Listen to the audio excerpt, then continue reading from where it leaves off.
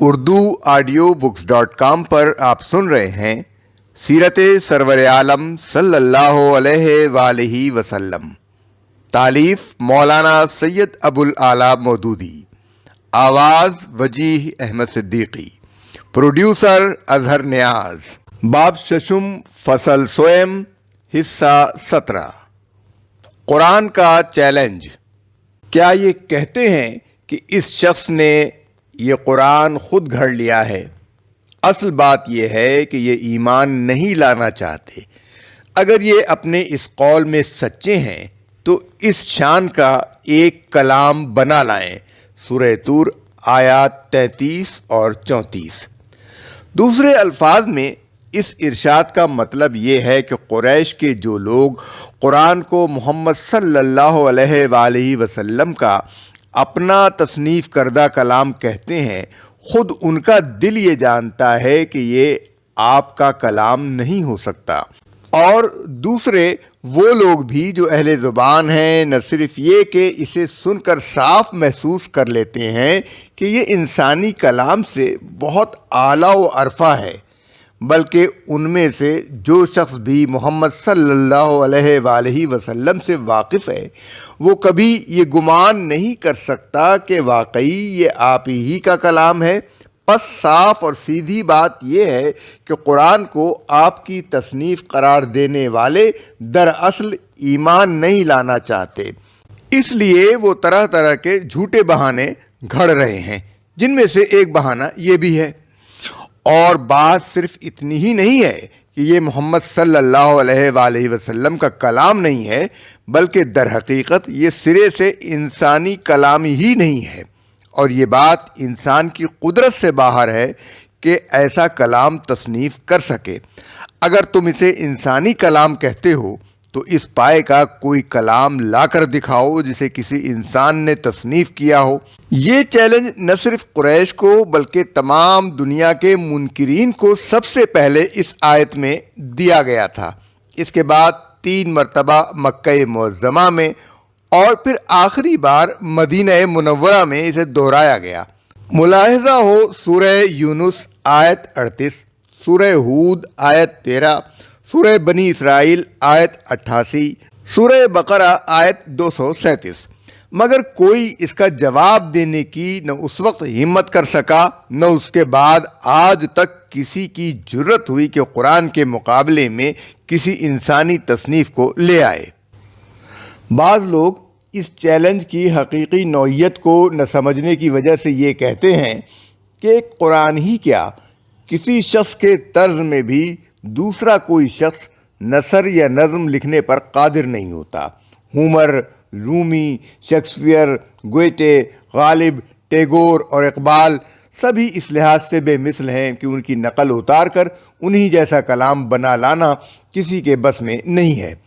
قرآن کے چیلنج کا یہ جواب دینے والے دراصل اس غلط فہمی میں مبتلا ہیں کہ فَلْيَأْتُوا بِحَدِيثٍ مِثْلِهِ کا مطلب قرآن کے طرز بیان کے مطابق اس جیسی کوئی کتاب لکھ دینا ہے، حالانکہ اس سے مراد طرز میں مماثلت نہیں ہے، بلکہ مراد یہ ہے کہ اس پائے اور اس شان اور اس مرتبے کی کوئی کتاب لے آؤ جو صرف عربی ہی میں نہیں، دنیا کی کسی زبان میں ان خصوصیات کے لحاظ سے قرآن کی مد مقابل قرار پا سکے جن کی بنا پر قرآن ایک معجزہ ہے۔ مختصراً چند بڑی بڑی خصوصیات ملاحظہ ہوں جن کی بنا پر قرآن پہلے بھی معجزہ تھا اور آج بھی معجزہ ہے۔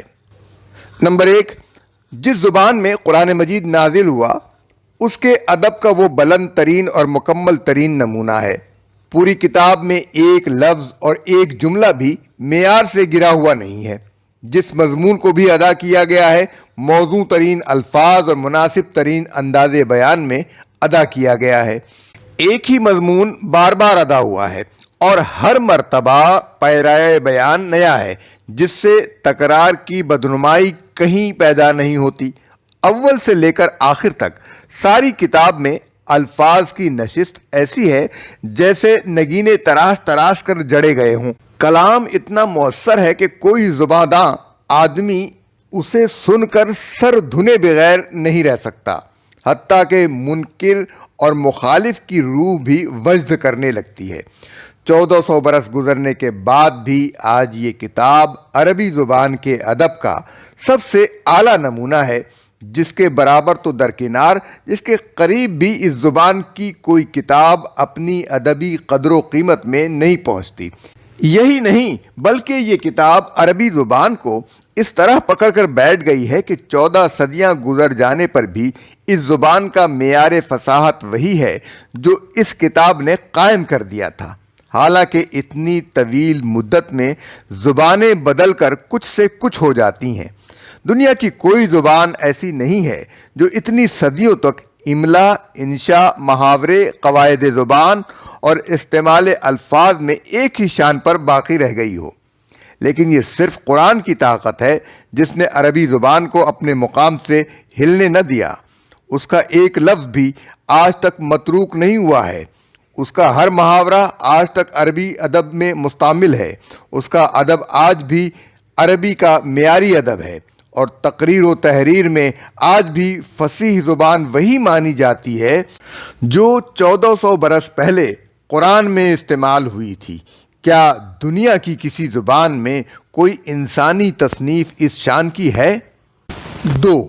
یہ دنیا کی واحد کتاب ہے جس نے نوع انسانی کے افکار، اخلاق، تہذیب اور طرز زندگی پر اتنی وسعت، اتنی گہرائی اور اتنی ہمہ گیری کے ساتھ اثر ڈالا ہے کہ دنیا میں اس کی نظیر نہیں ملتی۔ پہلے اس کی تاثیر نے ایک قوم کو بدلا،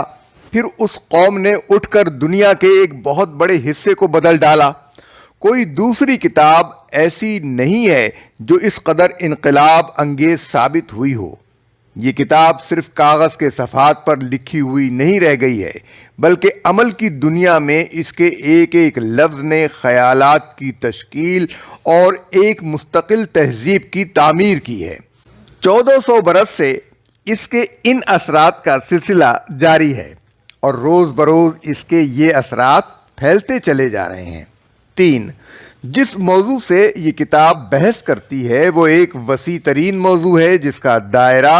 ازل سے ابد تک پوری کائنات پر حاوی ہے۔ وہ کائنات کی حقیقت اور اس کے آغاز و انجام اور اس کے نظم و آئین پر کلام کرتی ہے۔ وہ بتاتی ہے کہ اس کائنات کا خالق اور ناظم و مدبر کون ہے،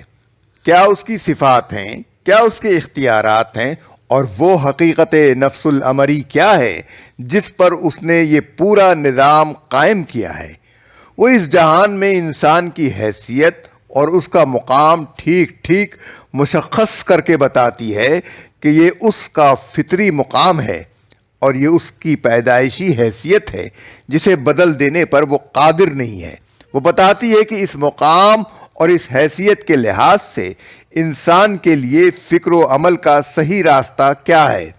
جو حقیقت سے پوری مطابقت رکھتا ہے، اور غلط راستے کون سے ہیں جو حقیقت سے متصادم ہوتے ہیں۔ صحیح راستے کے صحیح ہونے اور غلط راستوں کے غلط ہونے پر وہ زمین و آسمان کی ایک ایک چیز سے، نظام کائنات کے ایک ایک گوشے سے، انسان کے اپنے نفس اور اس کے وجود سے، اور انسان کی اپنی پوری تاریخ سے بے شمار دلائل پیش کرتی ہے۔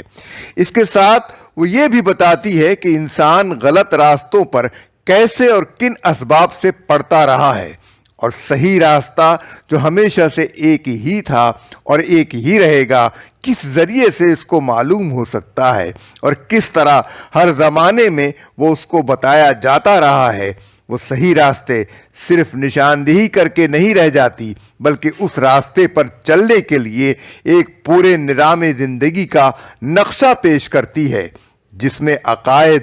اخلاق، تزکیہ نفس، عبادات، معاشرت، تہذیب، تمدن، معیشت، سیاست، عدالت، قانون، غرض حیات انسانی کے ہر پہلو سے متعلق ایک نہایت مربوط ضابطہ بیان کر دیا گیا ہے۔ مزید برآں وہ پوری تفصیل کے ساتھ بتاتی ہے کہ اس صحیح راستے کی پیروی کرنے اور ان غلط راستوں پر چلنے کے کیا نتائج اس دنیا میں ہے اور کیا نتائج دنیا کا موجودہ نظام ختم ہونے کے بعد ایک دوسرے عالم میں رونما ہونے والے ہیں۔ وہ اس دنیا کے ختم ہونے اور دوسرا عالم برپا ہونے کی نہایت مفصل کیفیت بیان کرتی ہے۔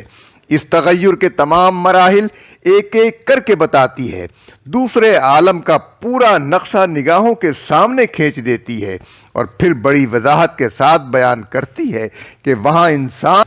کیسے ایک دوسری زندگی پائے گا، کس طرح اس کی دنیاوی زندگی کے اعمال کا محاسبہ ہوگا، کن امور کی اس سے باز پرس ہوگی، کیسی ناقابل انکار صورت میں اس کا پورا نامہ اعمال اس کے سامنے رکھ دیا جائے گا، کیسی زبردست شہادتیں اس کے ثبوت میں پیش کی جائیں گی، جزا اور سزا پانے والے کیوں جزا اور سزا پائیں گے، جزا پانے والوں کو کیسے انعامات ملیں گے، اور سزا پانے والے کس کس شکل میں اپنے اعمال کے نتائج بھگتیں گے۔ اس وسیع مضمون پر جو کلام اس کتاب میں کیا گیا ہے وہ اس حیثیت سے نہیں ہے کہ اس کا مصنف کچھ صغرا کبرا جوڑ کر چند قیاسات کی ایک عمارت تعمیر کر رہا ہے، بلکہ اس حیثیت سے ہے کہ اس کا مصنف حقیقت کا براہ راست علم رکھتا ہے، اس کی نگاہ ازل سے ابد تک سب کچھ دیکھ رہی ہے، تمام حقائق اس پر عیاں ہیں،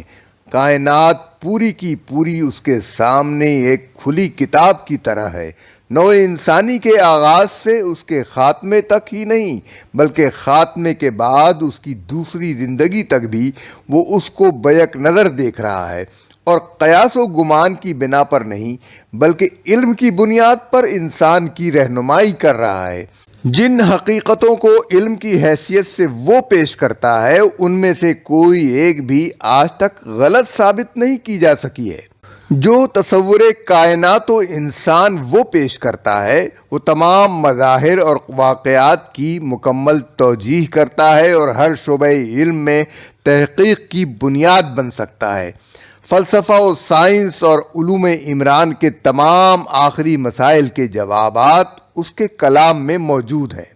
اور ان سب کے درمیان ایسا منطقی ربط ہے کہ ان پر ایک مکمل، مربوط اور جامع نظام فکر قائم ہوتا ہے۔ پھر عملی حیثیت سے جو رہنمائی اس نے زندگی کے ہر پہلو کے متعلق انسان کو دی ہے وہ صرف انتہائی معقول اور انتہائی پاکیزہ ہی نہیں ہے بلکہ 1400 برس سے روئے زمین کے مختلف گوشوں میں بے شمار انسان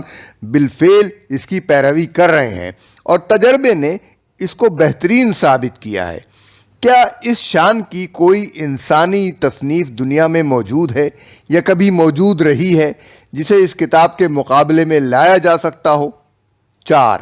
یہ کتاب پوری کی پوری بیک وقت لکھ کر دنیا کے سامنے پیش نہیں کر دی گئی تھی بلکہ چند ابتدائی ہدایات کے ساتھ ایک تحریک اصلاح کا آغاز کیا گیا تھا، اور اس کے بعد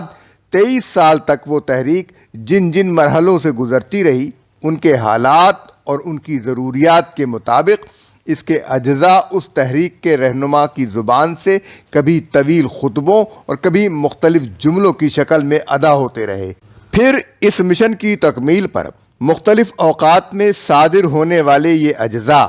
اس مکمل کی صورت میں مرتب کر کے دنیا کے سامنے رکھ دیے گئے جسے قرآن کے نام سے موسوم کیا گیا ہے۔ تحریک کے رہنما کا بیان ہے کہ یہ خطبے اور جملے اس کے تبعات نہیں ہیں بلکہ خداوند عالم کی طرف سے اس پر نازل ہوئے ہیں۔ اگر کوئی شخص انہیں خود اس رہنما کے تبعات قرار دیتا ہے تو وہ دنیا کی تاریخ سے کوئی نظیر ایسی پیش کرے کہ کسی انسان نے سالہ سال تک مسلسل ایک زبردست اجتماعی تحریک کی بطور خود رہنمائی کرتے ہوئے کبھی ایک واعظ اور معلم اخلاق کی حیثیت سے، کبھی ایک مظلوم جماعت کے سربراہ کی حیثیت سے، کبھی ایک مملکت کے فرما روا کی حیثیت سے، کبھی ایک برسر جنگ فوج کے قائد کی حیثیت سے، کبھی ایک فاتح کی حیثیت سے، کبھی ایک شارع اور مقنن کی حیثیت سے، کبھی ایک قاضی اور جج کی حیثیت سے، غرض بکثرت مختلف حالات اور اوقات میں بہت سی مختلف حیثیتوں سے جو مختلف تقریریں کی ہوں یا باتیں کہی ہوں وہ جمع ہو کر ایک مکمل، مربوط اور جامع نظام فکر و عمل بنا دیں۔ ان میں کہیں کوئی تناقض اور تضاد نہ پایا جائے، ان میں ابتدا سے انتہا تک ایک ہی مرکزی تخیل اور سلسلہ فکر کار فرما نظر آئے۔ اس نے اول روز سے اپنی دعوت کی جو بنیاد بیان کی ہو، آخری دن تک اسی بنیاد پر وہ عقائد و اعمال کا ایک ایسا ہمہ گیر نظام بناتا چلا جائے جس کا ہر جز دوسرے اجزاء سے کامل مطابقت رکھتا ہو، اور اس مجموعے کو پڑھنے والا کوئی صاحب بصیرت آدمی یہ محسوس کیے بغیر نہ رہے کہ تحریک کا آغاز کرتے وقت اس کے محرک کے سامنے آخری مرحلے تک کا پورا نقشہ موجود تھا، اور ایسا کبھی نہیں ہوا کہ بیچ کے کسی مقام پر اس کے ذہن میں کوئی ایسا خیال آیا ہو جو پہلے اس پر منکشف نہ تھا یا جسے بعد میں اس کو بدلنا پڑا۔ اس شان کا کوئی انسان اگر کبھی گزرا ہو جس نے اپنے ذہن کی خلاقی کا یہ کمال دکھایا ہو تو اس کی نشاندہی کی جائے۔ 5. جس رہنما کی زبان پر یہ خطبے اور جملے جاری ہوئے تھے، وہ یکایک کسی گوشے سے نکل کر صرف ان کو سنانے کے لیے نہیں آ جاتا تھا اور انہیں سنانے کے بعد کہیں چلا نہیں جاتا تھا۔ وہ اس تحریک کے آغاز سے پہلے بھی انسانی معاشرے میں زندگی بسر کر چکا تھا، اس کے بعد بھی وہ زندگی کی آخری ساعت تک ہر وقت اسی معاشرے میں رہتا تھا۔ اس کی گفتگو اور تقریروں کی زبان اور طرز بیان سے لوگ بخوبی آشنا تھے۔ احادیث میں ان کا ایک بڑا حصہ اب بھی محفوظ ہے، جسے بعد کے عربی داں لوگ پڑھ کر خود بآسانی دیکھ سکتے ہیں کہ اس رہنما کا اپنا طرز کلام کیا تھا۔ اس کے ہم زبان لوگ اس وقت بھی صاف محسوس کرتے تھے، اور آج بھی عربی زبان کے جاننے والے یہ محسوس کرتے ہیں کہ اس کتاب کی زبان اور اس کا اسلوب اس رہنما کی زبان اور اس کے اسلوب سے بہت مختلف ہے، حتیٰ کہ جہاں اس کے کسی خطبے کے بیچ میں اس کتاب کی کوئی عبارت آ جاتی ہے، وہاں دونوں کی زبان کا فرق بالکل نمایاں نظر آتا ہے۔ سوال یہ ہے کہ کیا دنیا میں کوئی انسان کبھی اس بات پر قادر ہوا ہے یا ہو سکتا ہے کہ سال ہر سال تک دو قطعی مختلف اسلوبوں میں کلام کرنے کا تکلف نبھاتا چلا جائے اور کبھی یہ راز فاش نہ ہو سکے کہ یہ دو الگ اسلوب دراصل ایک ہی شخص کے ہیں؟ عارضی اور وقتی طور پر اس قسم کے تصنع میں کامیاب ہو جانا تو ممکن ہے، لیکن مسلسل 23 سال تک ایسا ہونا کسی طرح ممکن نہیں ہے کہ ایک شخص جب خدا کی طرف سے آئی ہوئی وحی کے طور پر کلام کرے تو اس کی زبان اور اسلوب کچھ ہو، اور جب خود اپنی طرف سے گفتگو یا تقریر کرے تو اس کی زبان اور اس کا اسلوب بالکل ہی کچھ اور ہو۔ 6. وہ رہنما اس تحریک کی قیادت کے دوران میں مختلف حالات سے دوچار ہوتا رہا۔ کبھی برسوں وہ اپنے ہم وطنوں اور اپنے قبیلے والوں کی تضحیک، توہین اور سخت ظلم و ستم کا نشانہ بنا رہا۔ کبھی اس کے ساتھیوں پر اس قدر تشدد کیا گیا کہ وہ ملک چھوڑ کر نکل جانے پر مجبور ہو گئے۔ کبھی دشمنوں نے اس کے قتل کی سازشیں کیں، کبھی خود اسے اپنے وطن سے ہجرت کرنی پڑی، کبھی اس کو انتہائی اسرت اور فاقہ کشی کی زندگی گزارنی پڑی، کبھی خود اسے پیہم لڑائیوں سے سابقہ پیش آیا جن میں شکست اور فتح دونوں ہی ہوتی رہیں۔ کبھی وہ دشمنوں پر غالب آیا اور وہی دشمن جنہوں نے اس پر ظلم توڑے تھے اس کے سامنے سرنگوں نظر آئے۔ کبھی اسے وہ اقتدار نصیب ہوا جو کم ہی کسی کو نصیب ہوتا ہے۔ ان تمام حالات میں ایک انسان کے جذبات ظاہر ہے کہ یکساں نہیں رہ سکتے۔ اس رہنما نے ان مختلف مواقع پر خود اپنی ذاتی حیثیت میں جب کبھی کلام کیا، اس میں ان جذبات کا اثر نمایاں نظر آتا ہے جو ایسے مواقع پر انسان کے دل میں پیدا ہوتے ہیں، لیکن خدا کی طرف سے آئی ہوئی وحی کے طور پر ان مختلف حالات میں جو کلام اس کی زبان سے سنا گیا وہ انسانی جذبات سے بالکل خالی تھا اور آج بھی خالی نظر آتا ہے۔ کسی ایک مقام پر بھی کوئی بڑے سے بڑا نقاد انگلی رکھ کر قرآن میں یہ نہیں بتا سکتا کہ یہاں انسانی جذبات کار فرما نظر آتے ہیں۔ 7. جو وسیع اور جامع علم اس کتاب میں پایا جاتا ہے وہ اس زمانے کے اہل عرب اور اہل روم و یونان و ایران تو درکنار، اس 20ویں صدی کے اکابر اہل علم میں سے بھی کسی کے پاس نہیں ہے۔ آج حالت یہ ہے کہ فلسفہ و سائنس اور علوم عمران کی کسی ایک شاخ کے مطالعے میں اپنی عمر کھپا دینے کے بعد آدمی کو پتہ چلتا ہے کہ اس شعبہ علم کے آخری مسائل کیا ہیں، اور پھر جب وہ غائر نگاہ سے قرآن کو دیکھتا ہے تو اسے معلوم ہوتا ہے کہ اس کتاب میں ان مسائل کا ایک واضح جواب موجود ہے۔ یہ معاملہ کسی ایک علم تک محدود نہیں ہے، بلکہ ان تمام علوم کے باب میں صحیح ہے جو کائنات اور انسان سے کوئی تعلق رکھتے ہیں۔ کیسے باور کیا جا سکتا ہے کہ 1400 برس پہلے ریگستان عرب میں ایک امی کو علم کے ہر گوشے پر اتنی وسیع نظر حاصل تھی اور اس نے ہر بنیادی مسئلے پر غور و خوض کر کے اس کا ایک صاف اور قطعی جواب سوچ لیا تھا۔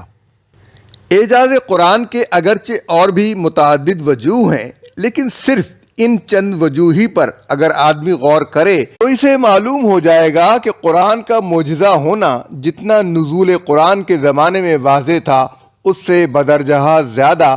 آج واضح ہے، اور انشاءاللہ قیامت تک یہ واضح تر ہوتا چلا جائے گا۔